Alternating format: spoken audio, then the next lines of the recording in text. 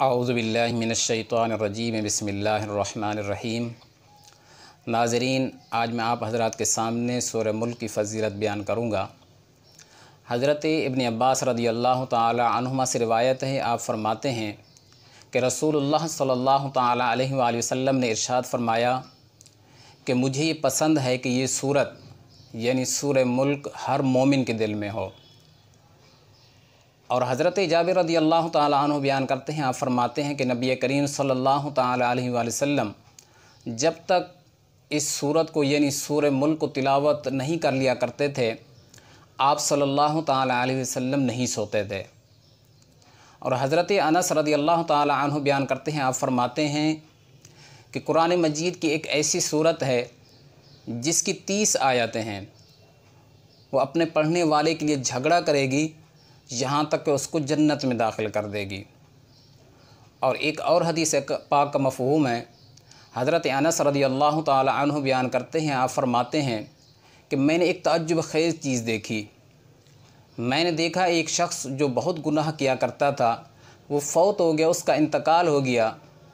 जब कब्र में उसको दफन कर दिया गया तो अज़ाब उसकी तरफ़ आया। तो अज़ाब जब सर की तरफ से आया तो एक परिंदों की एक कतार की शक्ल में एक सूरत उसके सामने आ जाती और उस अज़ाब को दूर करने लग जाती।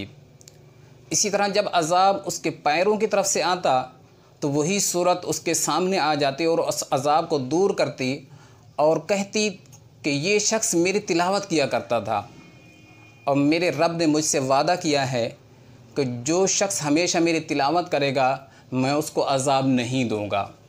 बस उससे अज़ाब दूर हो गया। और आगे फ़रमाते हैं कि मुहाजिरीन और अंसार इस सूरत यानी सूरह मुल्क को सीखा करते थे और वो कहा करते थे कि नुकसान ज़दा है वो शख्स जो इस सूरत मुल्क को नहीं सीखता। तो नाज़रीन, आपने देखा कि कितनी बड़ी फ़जीलत है इस सूरत की कि ख़ुद नबी करीम सल्लल्लाहु ताला अलैहि वसल्लम फरमा रहे हैं कि मुझे ये पसंद है कि ये सूरत हर मोमिन के दिल में हो। और हमारी तालीम के लिए ख़ुद नबी करीम सल्लल्लाहु ताला अलैहि वसल्लम जब तक सूरह मुल्क की तिलावत नहीं कर लिया करते थे, आप सल्लल्लाहु ताला अलैहि वसल्लम सोते नहीं थे। तो आजकल बहुत अच्छा मौका है, छुट्टियों के दिन हैं, घर में बैठे हुए हैं, तो इन छोटी छोटी सूरतों को सीख लें, बल्कि ज़ुबानी हिफ्ज़ कर लें और सोने से पहले सूरह मुल्क को ज़रूर पढ़ लें, अपने घर वालों को भी पढ़ाएँ। दुआ है अल्लाह तबारक व तआला से कि हमें अज़ाब कब्र से महफूज फ़रमाए, हमारी दुनिया और आखिरत बेहतर फ़रमाए। आमीन सुम्मा आमीन।